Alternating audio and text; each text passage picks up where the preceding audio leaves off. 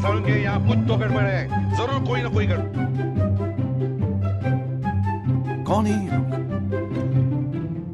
कहां से आते हैं ये?